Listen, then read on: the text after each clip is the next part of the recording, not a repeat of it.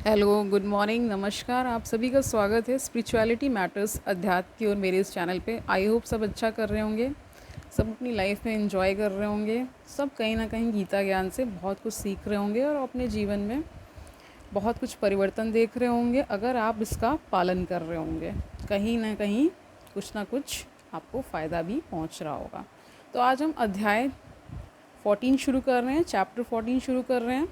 राजा जनक द्वारा मुक्त पुरुष की स्थिति का वर्णन।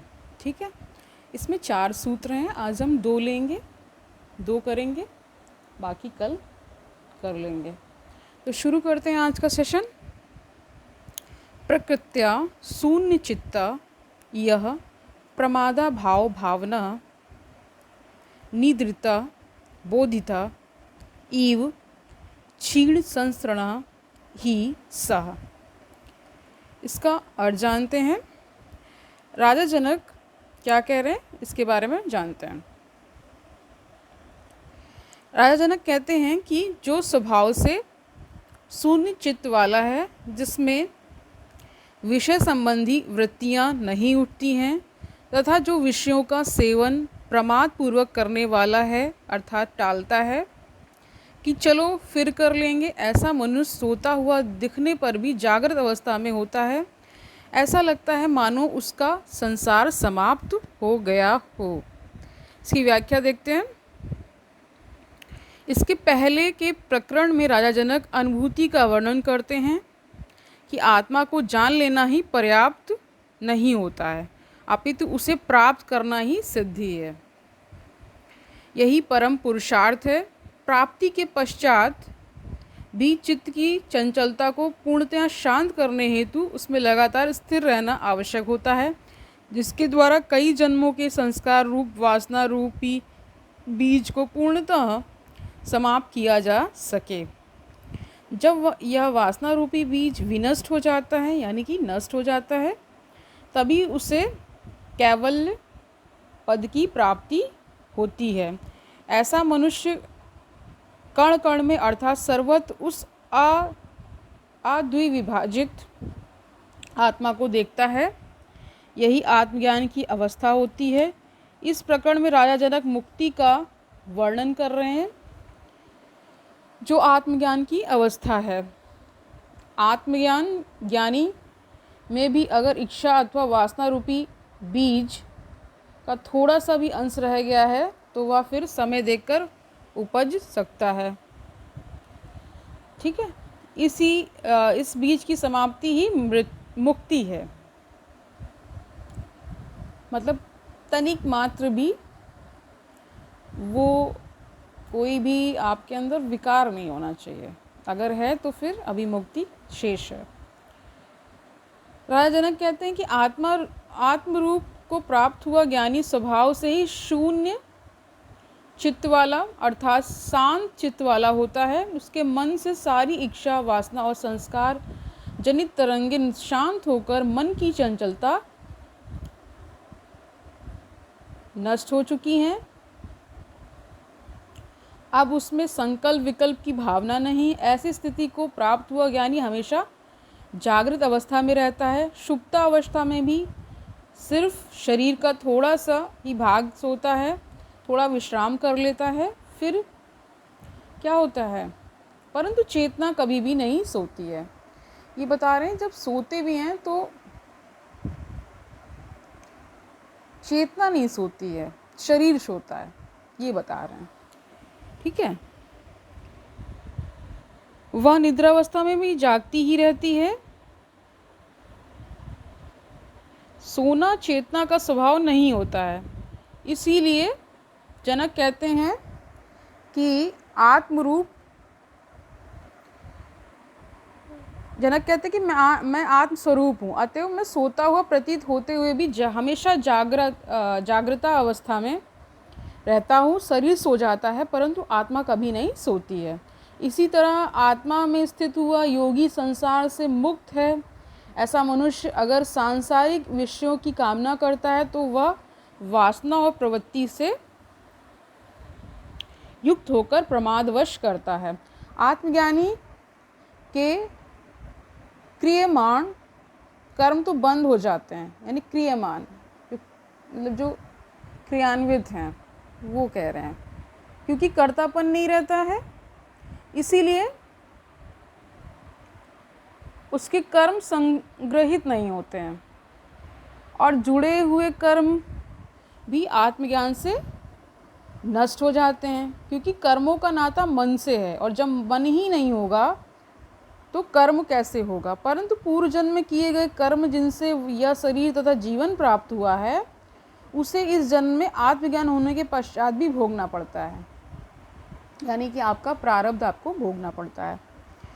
इन कर्मों के परिणामों को भोगे बिना मुक्ति नहीं मिलती है, इसलिए आत्मज्ञानी को भी शेष प्रारब्ध कर्मों को भोगना अनिवार्य होता है। वही आगे उन्होंने बात कह दी है जो मैंने बताया, तभी मुक्ति प्राप्त होती है।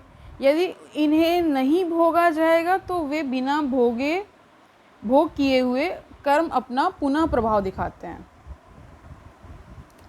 इसलिए जनक कहते हैं कि मैं अब विषय वासना से मुक्त हूँ, अब इनकी कामना न करके स्वभाव के कारण प्रारब्ध होकर करता हूँ।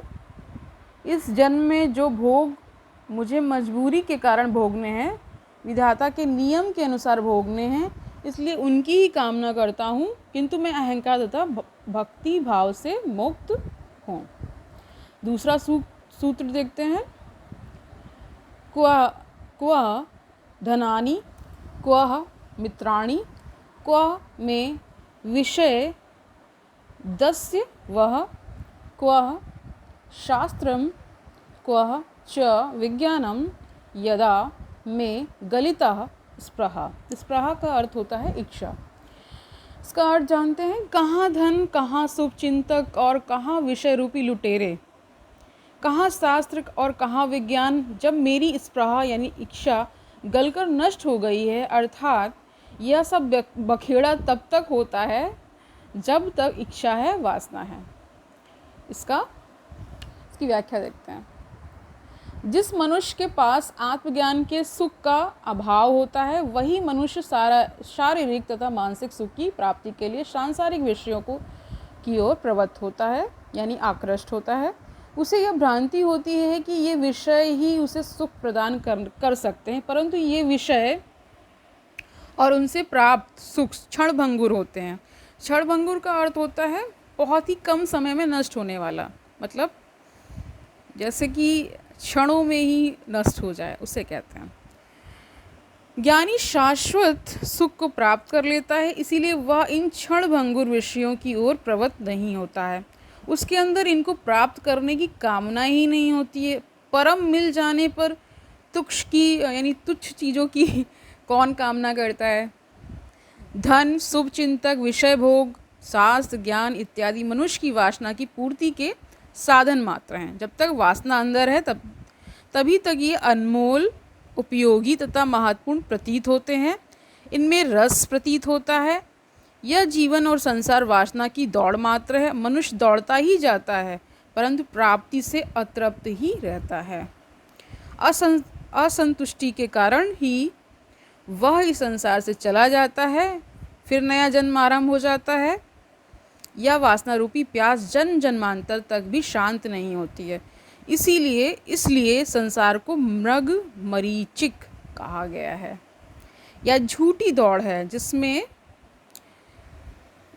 प्राप्त हो जाने पर भी मनुष्य को खालीपन सा लगता है, मतलब एहसास होता है।